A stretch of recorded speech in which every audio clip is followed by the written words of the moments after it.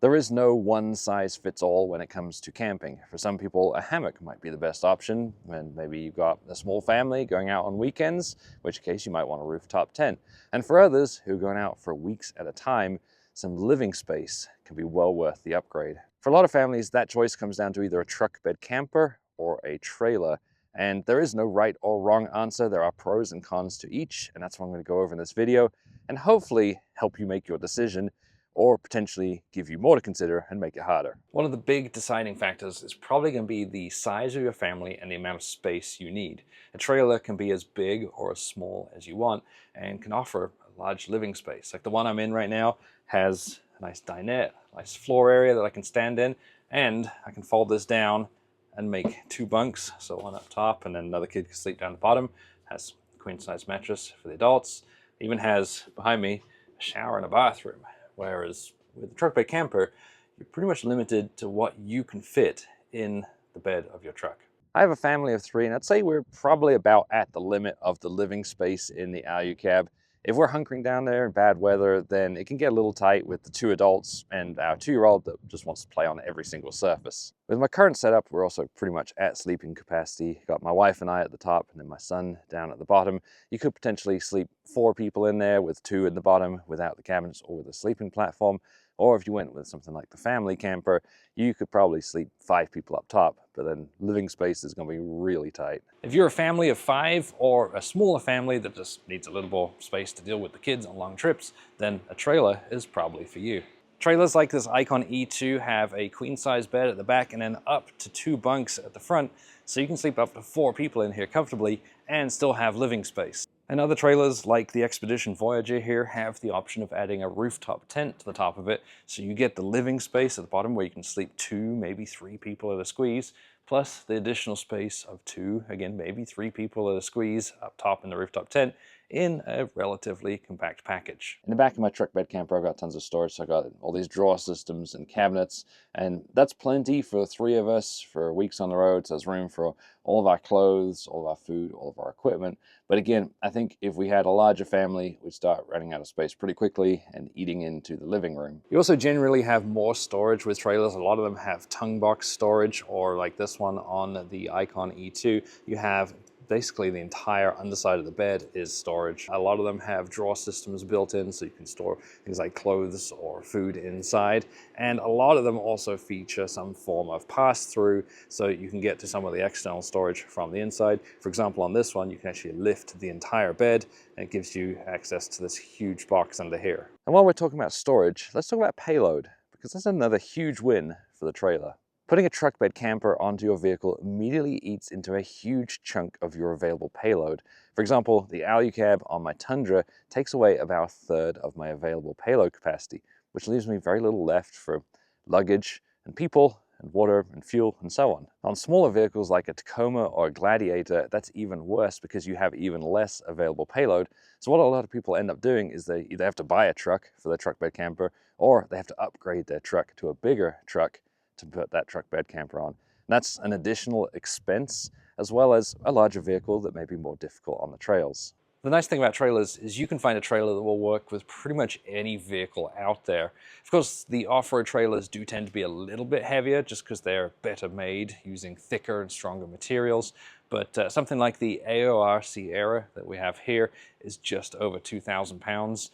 The Patriot camper, as another example, the X3 here is just over 2,500 pounds, and both of these can be easily towed by pretty much any off-road vehicle. So things like the Bronco, the 4Runner, Jeep Wranglers, they're gonna have no problems at all towing either of these. Of course, a trailer will take away from some of your usable payload with its tongue weight, but it's not gonna be nearly as much as if you put an entire truck bed camper into the bed of your truck.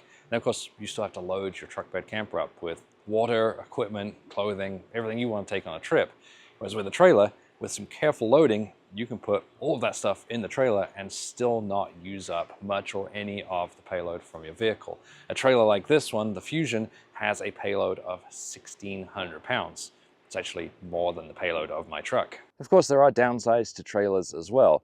With a truck bed camper, you're self-contained in one vehicle, whereas with a trailer, you're pulling something behind you, and that can make it a lot more difficult to back up or turn around, especially on tight trails or shelf roads. Well, this is a bit of a tight squeeze. I've got a fallen tree on my left, and then some more trees on the inside of the corner. And that's where having a trailer can be a little more difficult, because I've got to get around that tree on the inside of the corner. So I get as close to this fallen tree as I can. Try crunching a bunch of it with my bumper. I should have enough room. Looks like I am just clear.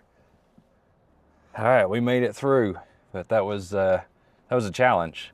That is the reason why I built my Tundra out the way I did, with the alu cab on the back, because I wanted to be able to explore little side trails like this and be able to back out of them easily if necessary. Talking of which, I think I've got a tree blocking the road in front of me. There are also some areas that don't allow trailers on their roads. There are many of them. They're few and far between.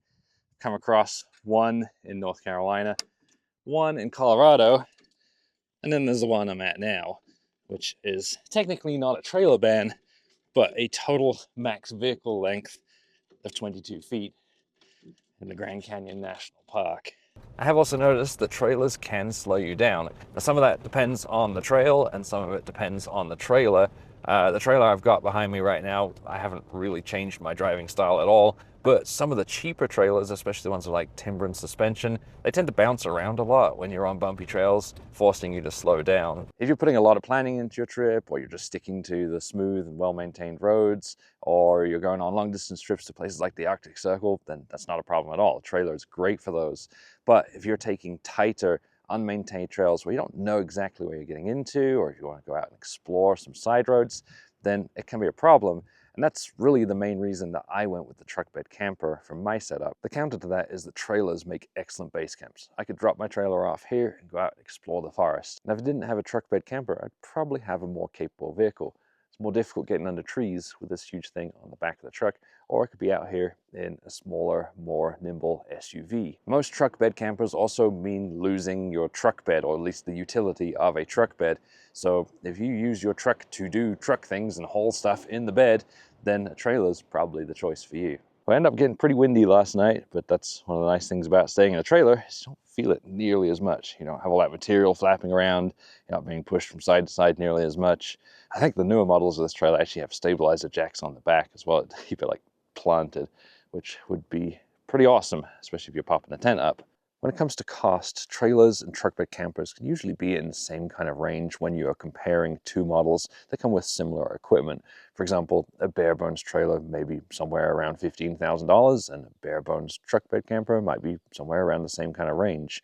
This trailer behind me is probably similarly equipped to something like a four-wheel camper, and it's about the same price. Some of the more high-end trailers may go up to $70,000, $80,000, but you can also get some high-end truck bed campers that go up to $70,000 and $80,000. Where the price starts to change is where you start to go up to some of the larger luxury trailers, where they can go up to $100,000, $120,000, just because they've got more space to work with, so they can put more stuff in. When calculating the costs, definitely consider any vehicle upgrades that you might need to make. Some vehicles simply cannot comfortably tow a trailer, while other vehicles can't handle a truck bed, especially if you don't have a truck. Another thing to consider with cost is going to be the fuel economy. Some vehicles just absolutely hate towing, and we get like 5-6 miles per gallon. My Tundra doesn't seem to mind it too much. Adding the truck bed camper and the trailer on the back both lost me a few miles per gallon. And lower profile trailers like the Expedition Voyager that I've got behind me, or things like the lifestyle campers Icon, don't seem to affect it too bad because they're more aerodynamic. Finally, you should consider the storage of your vehicles. With my truck bed camper, there's absolutely no way that this is going to fit in my 2-car garage at home, but if I took it off, I could fit the Tundra and the trailer in there. On the other hand, I live in a neighborhood with an HOA, and HOAs love to have random rules. I'm totally okay parking my truck with a truck bed camper in my driveway, but for some reason, I'm not allowed to park a trailer. Not only can you unhook a trailer when you get to camp, you also unhook it when you get home. I just drop the trailer off right here, and I'm done with the trailer. I could leave everything in it if I wanted, whereas my truck bed camper is stuck to the back of my vehicle year-round, whether I'm driving to work, to go get groceries, all that. And it's a lot of extra stuff to carry around with you, and it puts it at risk of theft. If you've decided an off-road trailer is the choice for you, then check us out at XGRiD Campers. We've got showrooms here in Las Vegas, there's another one in Knoxville, and we'll be at a bunch of the shows this summer. You can also go to xgridcampers.com and check out all the different trailers that are offered, see the differences in the different styles, and see what suits you best.